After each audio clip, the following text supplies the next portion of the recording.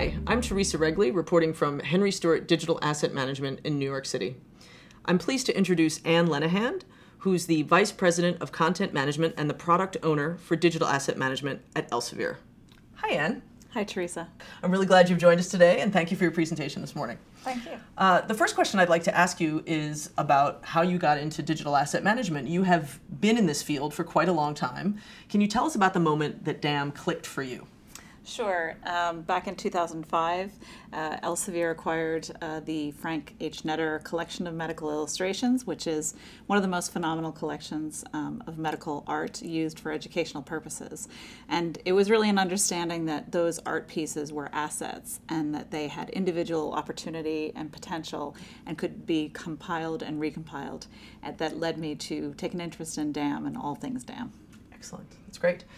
Tell us specifically, in your industry, what are some of the very unique challenges that you have when it comes to digital asset management? And maybe, as you talk about that, a little bit of detail about the journey that you went through on the project to address those. Sure. So Elsevier had a small dam that we really was more like a proof of concept that we started to build on. And we quickly realized that we had a lot of use cases that were beyond our initial output. And so we recalibrated and built a much larger case. In the world of medical and science and technical publishing, assets are reused often in subsequent editions where people revise and reissue the content, as well as there are assets that come from noted publications that are reused in other publications. So there's a real case for reuse, but also for making those assets accessible so they can be perhaps modified or changed in some way.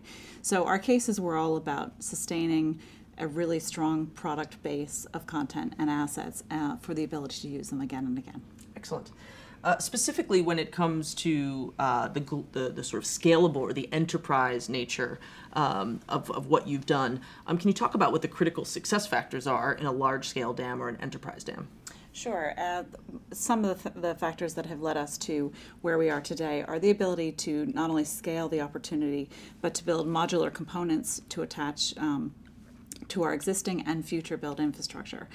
We have a whole series of web component, or rather component architecture pieces that allow us to build our content tools together to produce content, both new and refabricated and remodularized or recomponent based content. And in order to do that effectively, we have to have a number of services and systems that work in our workflows. The DAM is one of those services. Thank you, Anne. We really appreciate you sharing your experience, coming to the conference, and also your wonderful presentation this morning. Thank you, Theresa. It was my pleasure.